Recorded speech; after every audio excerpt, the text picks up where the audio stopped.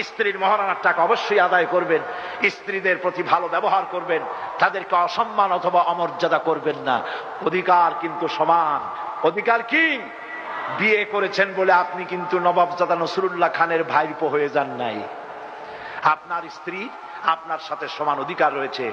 চিরকাল আপনার বউ আপনার কাপড় চোপড় ধুয়েছে, আপনিও কখনো আপনার স্ত্রীর কাপড় চোপড় ধুয়ে দিন। চিরকাল আপনার স্ত্রী আপনার জন্য মশারি টানিয়েছে, আপনিও কখনো সখনো মশারিটা টানায় দিয়েন। তার খোঁজ খবর নিয়েন, ভালো খাবারের দিকে লক্ষ্য রেখেন। যেহেতু মহিলারাই পুষ্টিহীনতায় বেশি ভোগে, ঠিক কিনা? ঠিক কিনা? বড় বড় মাছের মাথা, পেটি পুটি জম্মের খাওয়া খায়। মেহমান নিয়ে আসছে, খাইতে মজা লাগতেছে, ঘরে আরো পাঠাইতেছে, আরো আনো আরো আনো। এরপরে মহিলারা দিতে দিতে স্বামীরে খাওয়াইয়া, ছেলেরে খাওয়াইয়া, মেহমানরে খাওয়াইয়া, তারপর হাড়ির নিচে পড়ে থাকে সামান্য সুরুয়া, ওইটুক দিয়ে কোন রকম খায়। আপনার বাচ্চা আপনার স্ত্রী পেটে ধারণ করে, তার রক্ত, তার পুষ্টি, তার ভিটামিন সবচাইতে বেশি দরকার। অথচ নারীরা বাংলাদেশের সবচাইতে পুষ্টিহীনতায় বেশি ভোগে। আপনাদের খবর নেওয়া উচিত,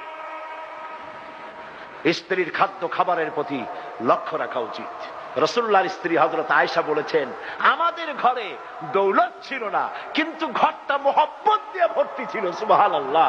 হযরত আয়েশা বলেন, আমি গ্লাসে পানি পান করে যে গ্লাস রেখে দিলে, গ্লাসের যেখানে আমি মুখ লাগাতাম রাসূলুল্লাহ সেই জায়গায় মুখ লাগিয়ে তিনি পানি পান করতেন।